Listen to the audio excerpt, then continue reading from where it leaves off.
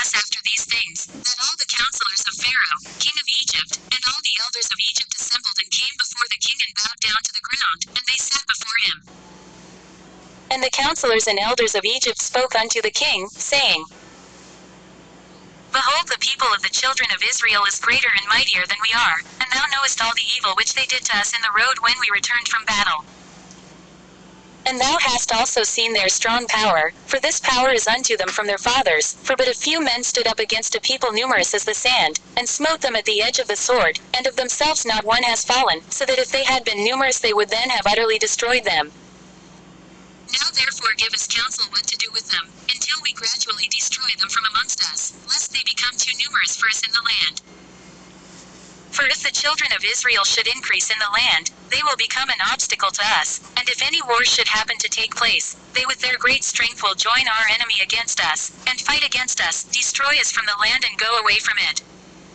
So the king answered the elders of Egypt and said unto them, This is the plan advised against Israel, from which we will not depart. Behold, in the land are Pithom and Ramesses, cities unfortified against battle. It behooves you and us to build them, and to fortify them. Now therefore go you also and act cunningly toward them, and proclaim a voice in Egypt and in Goshen at the command of the king, saying, All ye men of Egypt, Goshen, Pathros and all their inhabitants. The king has commanded us to build Pithom and Ramesses, and to fortify them for battle. Who amongst you of all Egypt, of the children of Israel and of all the inhabitants of the cities, are willing to build with us, shall each have his wages given to him daily at the king's order. So go you first and do cunningly, and gather yourselves and come to Pithom and Ramesses to build. And whilst you are building, cause a proclamation of this kind to be made throughout Egypt every day at the command of the king. And when some of the children of Israel shall come to build with you, you shall give them their wages daily for a few days. And after they shall have built with you for their daily hire, drag yourselves away from them daily one by one in secret, and then you shall rise up and become their taskmasters and officers, and you shall leave them afterward to build without wages, and should they refuse, then force them with all your might to build. And if you do this, it will be well with us to strengthen our land against the children of Israel, for on account of the fatigue of the building and the work, the children of Israel will decrease, because you will deprive them from their wives day by day.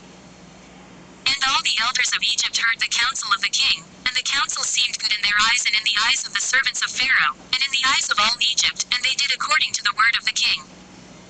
And all the servants went away from the king, and they caused a proclamation to be made in all Egypt, in Tachpanches and in Goshen, and in all the cities which surrounded Egypt, saying, You have seen what the children of Esau and Ishmael did to us, who came to war against us and wished to destroy us. Now therefore the king commanded us to fortify the land, to build the cities Pithom and Ramesses, and to fortify them for battle, if they should again come against us. Whosoever of you from all Egypt and from the children of Israel will come to build with us, he shall have his daily wages given by the king, as his command is unto us. And when Egypt and all the children of Israel heard all that the servants of Pharaoh had spoken, there came from the Egyptians, and the children of Israel to build with the servants of Pharaoh, Pithom and Ramesses, but none of the children of Levi came with their brethren to build.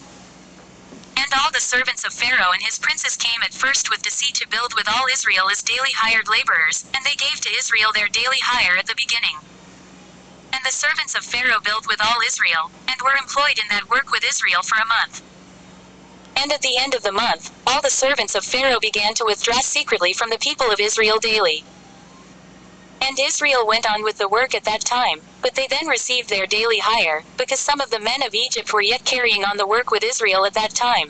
Therefore the Egyptians gave Israel their hire in those days, in order that they, the Egyptians their fellow workmen, might also take the pay for their labor. And at the end of a year and 4 months all the Egyptians had withdrawn from the children of Israel, so that the children of Israel were left alone engaged in the work. And after all the Egyptians had withdrawn from the children of Israel they returned and became oppressors and officers over them, and some of them stood over the children of Israel as taskmasters, to receive from them all that they gave them for the pay of their labor.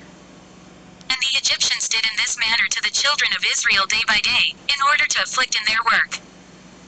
And all the children of Israel were alone engaged in the labor, and the Egyptians refrained from giving any pay to the children of Israel from that time forward. And when some of the men of Israel refused to work on account of the wages not being given to them, then the exactors and the servants of Pharaoh oppressed them and smote them with heavy blows, and made them return by force, to labor with their brethren. Thus did all the Egyptians unto the children of Israel all the days.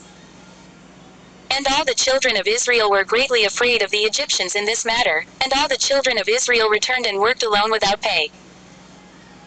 And the children of Israel built Pithom and Ramesses, and all the children of Israel did the work, some making bricks, and some building, and the children of Israel built and fortified all the land of Egypt and its walls, and the children of Israel were engaged in work for many years, until the time came when the Lord remembered them and brought them out of Egypt. But the children of Levi were not employed in the work with their brethren of Israel, from the beginning unto the day of their going forth from Egypt.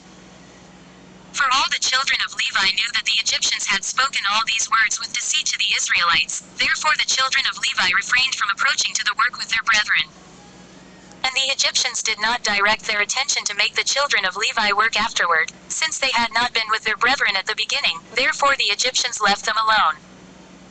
And the hands of the men of Egypt were directed with continued severity against the children of Israel in that work, and the Egyptians made the children of Israel work with rigor.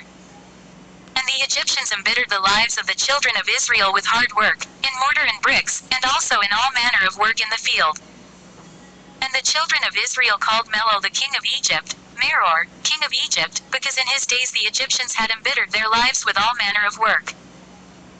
And all the work wherein the Egyptians made the children of Israel labor, they exacted with rigor, in order to afflict the children of Israel. But the more they afflicted them, the more they increased and grew, and the Egyptians were grieved because of the children of Israel. Jasher chapter 66. At that time died Hadad the son of Bedad king of Edom, and Samlah from Mesrekah, from the country of the children of the east, reigned in his place.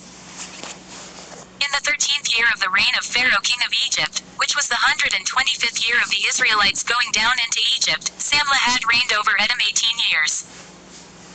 And when he reigned, he drew forth his hosts to go and fight against Zepho the son of Eliphaz and the children of Chittim, because they had made war against Anjus king of Africa, and they destroyed his whole army.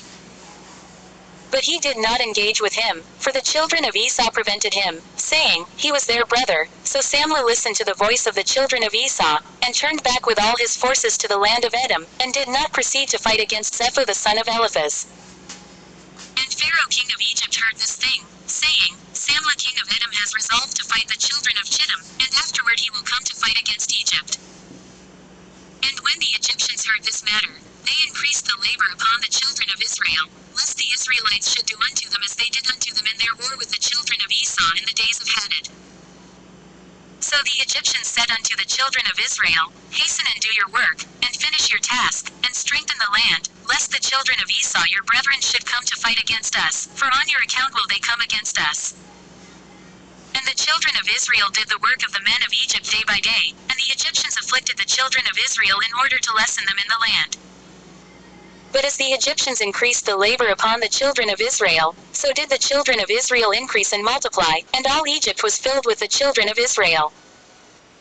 And in the 125th year of Israel's going down into Egypt, all the Egyptians saw that their counsel did not succeed against Israel, but that they increased and grew, and the land of Egypt and the land of Goshen were filled with the children of Israel. So all the elders of Egypt and its wise men came before the king and bowed down to him and sat before him. And all the elders of Egypt and the wise men thereof said unto the king, May the king live forever. Thou didst counsel us the counsel against the children of Israel, and we did unto them according to the word of the king.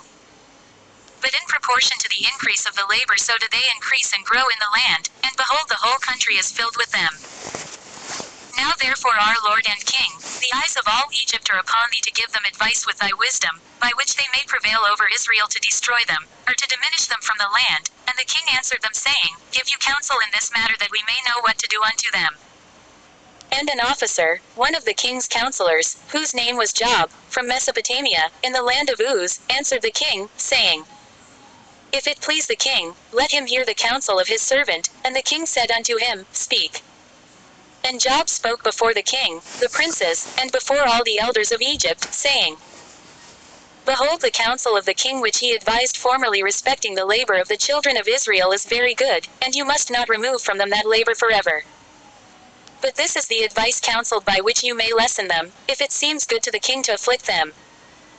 Behold, we have feared war for a long time, and we said, when Israel becomes fruitful in the land, they will drive us from the land if a war should take place. If it please the king, let a royal decree go forth, and let it be written in the laws of Egypt which shall not be revoked, that every male child born to the Israelites, his blood shall be spilled upon the ground. And by your doing this, when all the male children of Israel shall have died, the evil of their wars will cease. Let the king do so and send for all the Hebrew midwives and order them in this matter to execute it. So the thing pleased the king and the princess, and the king did according to the word of Job. And the king sent for the Hebrew midwives to be called, of which the name of one was Shephrah, and the name of the other Puah. And the midwives came before the king, and stood in his presence. And the king said unto them, when you do the office of a midwife to the Hebrew women, and see them upon the stools, if it be a son, then you shall kill him, but if it be a daughter, then she shall live. But if you will not do this thing, then will I burn you up and all your houses with fire. But the midwives feared God and did not hearken to the king of Egypt nor to his words, and when the Hebrew women brought forth to the midwife son or daughter, then did the midwife do all that was necessary to the child and let it live, thus did the midwives all the days. And this thing was told to the king, and he sent and called for the midwives, and he said to them, why have you done this thing and have saved the children alive? And the midwives answered and spoke together before the king, saying, let not the king think that the Hebrew women are as the Egyptian women, for all the children of Israel are hale, and before the midwife comes to them they are delivered. And as for us thy handmaids, for many days no Hebrew woman has brought forth upon us, for all the Hebrew women are their own midwives, because they are hale. And Pharaoh heard their words and believed them in this matter, and the midwives went away from the king, and God dealt well with them, and the people multiplied and waxed exceedingly.